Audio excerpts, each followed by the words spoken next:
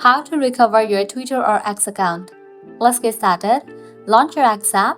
You land to this kind of page. Now click on the option of login. Now from here you can easily get access to your account. All you have to do is provide the credentials. As you want to recover your X account, click on the option of forgot password. Now go ahead and type in the email, phone number or username linked with your account. I'm going to type in the email address. After you type in, click on next. Now you will be receiving confirmation code in the email address that is linked with your account. Click on next. Now go and check your mail. So you can see that X has sent me the mail. You will also receive similar kind of mail. Open it. And here is the code. You can copy this code. After you copy the code, close this. Launch your X app. Type in the code over here. Then click on next. Now generate new password for your account. Confirm your new password.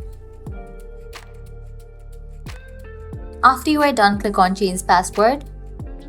Why did you change your password? Click on the option of I forgot my password and then click on next.